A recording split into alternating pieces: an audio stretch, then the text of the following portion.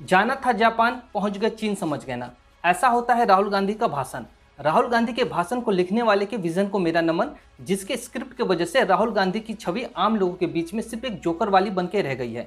सच पूछो तो इनके भाषण की वजह से ही बीजेपी को देश के पहले पीएम नेहरू जी की गलतियों को गिनवाने का मौका मिलता है। कई लोग कहते हैं मोदी जी का भाषण बीजेपी को वोट देने के लिए सिर्फ प्रेरित करती है, मगर राहुल गांधी का भाषण बीजेपी को वोट देने के लिए मजबूर करती है। कई बार आपने सोशल मीडिया पे जोक सुने होंगे, मैं वोट तो मोदी जी को देता हूँ मगर भाषण राहुल गांधी की सुनता हूँ।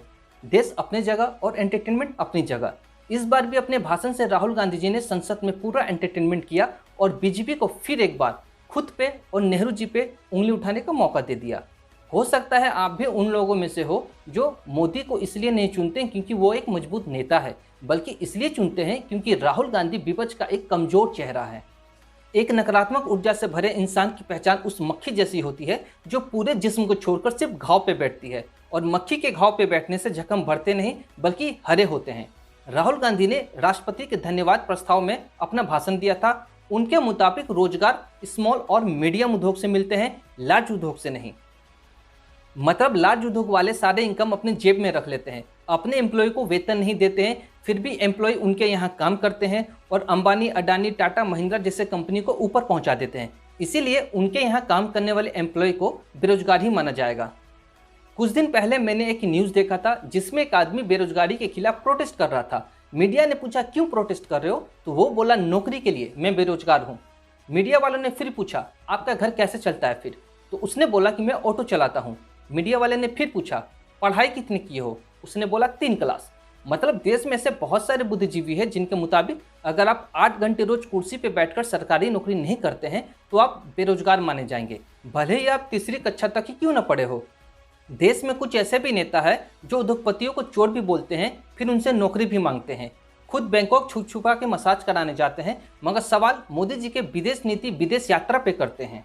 राहुल गांधी को चीन का विजन साफ समझ आ रहा है। ये देखकर इनके परदादा जी को भी गर्व महसूस हुआ होगा, क्योंकि इतने त्रिकालदर्शी तो नेहरू जी भी न थे। अगर होते तो उनको पता होता कि चीन 1962 में हमला कर देगा और तिब्बत को हड़प लेगा। और सिर्फ तिब्बत ही नहीं, नेहरू जी के विजन की कमी के कारण ही कोको द्वीप, काबू वैली, तिब्बत और यूएन का वीटो पावर भारत को गंवानी पड़ी थी। राहुल गांधी के मुताबिक चीन और पाकिस्तान को मोदी जी के विदेश नीति ने करीब लाया। ये बयान सुन अमेरिका, बीजेपी वाले ही नहीं बल्कि खुद कांग्रेस वाले भी सर पटक रहे हैं। कांग्रेस के ही पूर्व विदेश मंत्री नटवर सिंह जी ने ही इस बयान को गलत बता दिया। चीन और पाकिस्तान 1960 के दशक में ही साथ आ गए थे। पाकिस्तान ने 1963 में ही चीन को भारत का कब्जा जमीन सौंप दिया था। वहीं 1970 में पोक के रास्ते चीन ने काराकोरम का रास्ता खोला था। आज जो कैलाश पर्वत जाने के लिए चीन का सहारा लेना पड़ता है, उसके लिए नेहरू जी का विजन ही जिम्मेदार है। कहने का मतलब ये कि जो ये पाक और चीन साथ आए हैं ना, ये आपके दादाजी की वजह से ही आए हैं, और इसे ही कहते हैं विदेश नीति में फेल होना। अब राहुल गांधी जी को ये दिख रहा है कि चीन पाकिस्तान एक टीम में खेल रहे हैं, मगर उन्हें जो नहीं दिख रहा वो ये है कि दुनिया की सबसे बड़ी 2 महाशक्ति खुद भारत के टीम में खेल रहे हैं, जिसमें से एक है अमेरिका और दूसरा है रसिया। आज यूक्रेन भारत से कहता है रसिया को समझाओ, पाकिस्तान यूएन में जाके कहता है कि भारत को समझाओ। मुस्लिम देशों ने अपना मुखिया मोदी जी को बनाया हुआ है। भारत का दुश्मन मसूद अजहर पे बैन लगाने के लिए जो प्रस्ताव है वो फ्रांस लेकर आया था। सुरक्षा परिषद में अस्थायी सीट के लिए भारत को 192 में से 184 सीट मिली थी। पाकिस्तान के पार्लियामेंट में इस बात पे बहस हो रही थी कि पाकिस्तान के लिए चिंता का विषय भारत को यूएन में अस्थायी सीट मिलना नहीं है, वो पहले भी मिला है, बल्कि चिंता का विषय यह है कि भारत को 192 में से 184 सीट यानी समर्थन मिला कैसे। अगर बात करें अवार्ड की, तो विदेशी धरती पे सबसे ज़्यादा अवार्ड पाने वाले पीएम मोदी जी हैं। विश्व में 2 बार सबसे अधिक लोकप्रिय नेता का खिताब पाने वाले मोदी जी हैं, और चैंपियन ऑफ द अर्थ 2021 का भी खिताब पाने वाले पीएम मोदी जी ही हैं।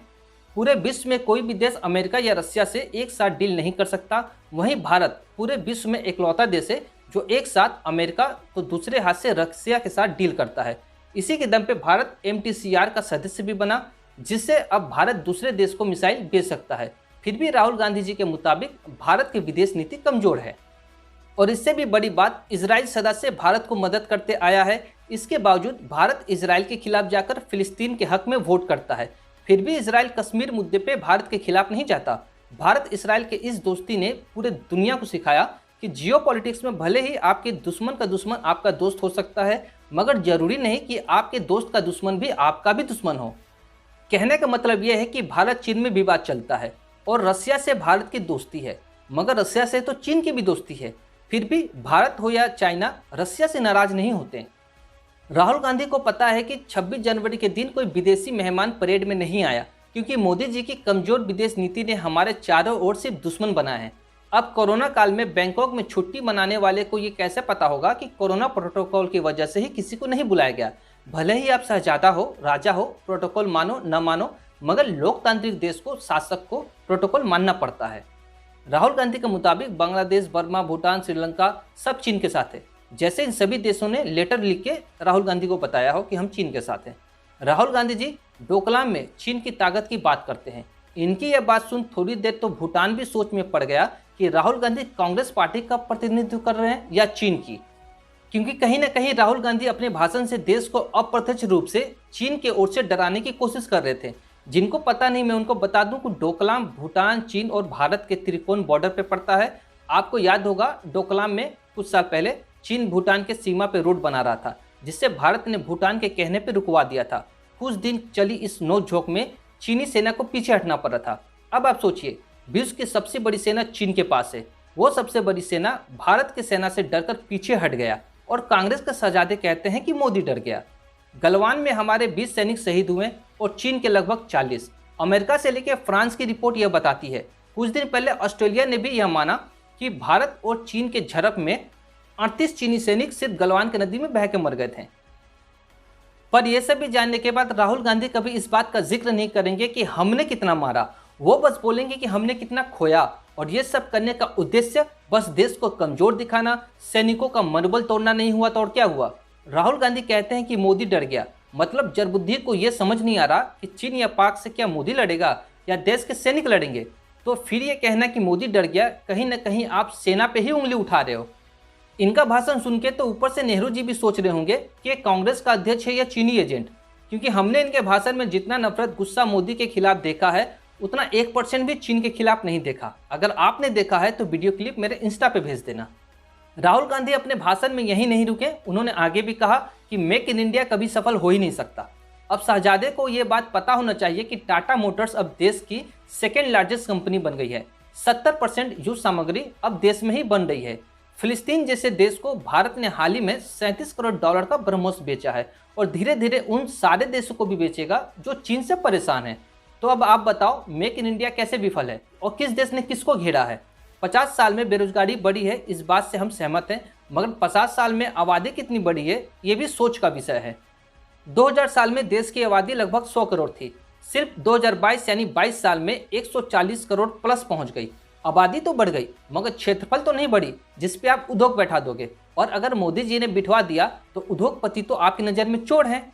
और मजे की बात यह है कि एक तरफ बोलते हैं कि देश में बेरोजगारी है और दूसरी तरफ गैर कानूनी तरीके से बसे बांग्लादेशी रोहिंग्या रिफ्यूजी को उसके देश पहुंचाने वाले एनआरसी का भी विरोध करते हैं।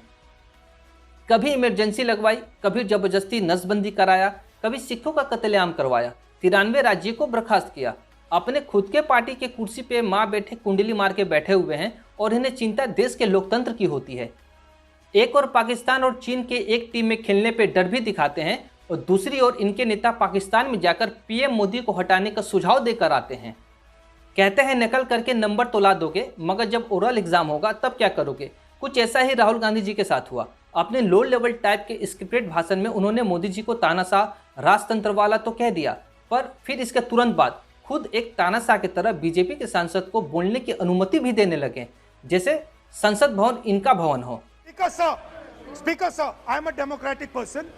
I will allow him to speak. आप किसी को इजाजत नहीं दे सकते, ये अधिकार मेरा है, प्लीज बैठ जाइए। इस पे स्पीकर महोदय भी भड़क गए और राहुल गांधी को तीखे अंदाज में समझाया कि यहाँ बोलने की इजाजत देने का अधिकार सिर्फ मेरा है, न कि आपका। फिर क्या, हर बार की तरह इस बार भी राहुल जी अपनी बेइज्जती करवा के बैठ गए।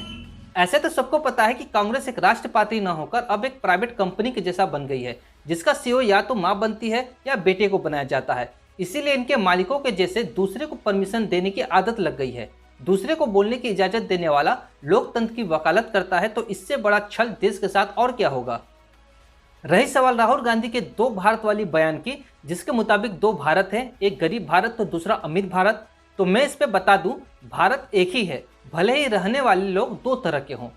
भारत वो देश है जहां कोरोना से पहले एक मेडिकल किट भी नहीं बनती थी, मगर आज वहीं भारत देश विदेश को मुफ्त में वैक्सीन भेज रहा है। भारत वो देश भी है जहां के लोगों को महंगी पेट्रोल तो दिखती है, मगर 2 साल बिना काम का पगार 80 करोड़ लोगों को राशन फ्री वैक्सीनेशन नहीं दिखती।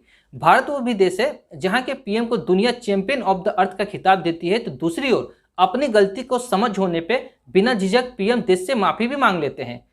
भारत वो देश है जहां 600 से ज्यादा किसानों की मौत होने के बाद किसान बिल वापस लिया गया था, फिर भी कुछ लोगों को लगता है कि आजादी बिना खर्च बिना ढाल मिली थी।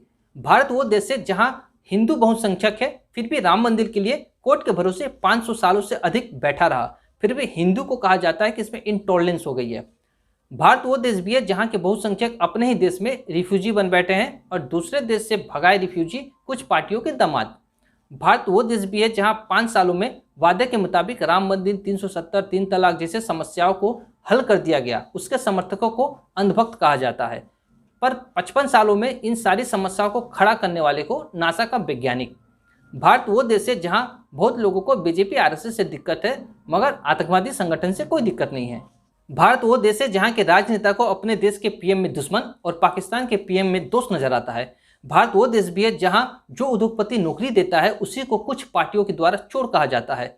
भारत वो देश भी है जहां 50 साल के नेता खुद को युवा मानते हैं और 70 साल का बुजुर्ग बिना छुट्टी लिए कार्य करते हैं। भारत वो देश भी है जहां दादा कब्र में दफन है और पोता खुद को जनेऊधारी कहता है। भारत वो देश है जहां के सबसे पुराने राष्ट्रीय पार्टी में लोकतंत्र भले ही मर गया हो, मगर देश में अभी भी लोकतंत्र जीवित है। भारत वो देश भी है जहां कांग्रेस पार्टी में बोलने की इजाजत उसका मालिक देता है और देश में बोलने का अधिकार संविधान। अब आप जैसा जीते हैं, जैसा पसंद करते हैं, वैसा भारत आपको दिखता है। आज के वीडियो के लिए इतना ही, मिलेंगे अगले वीडियो में, तब तक के लिए जय हिंद।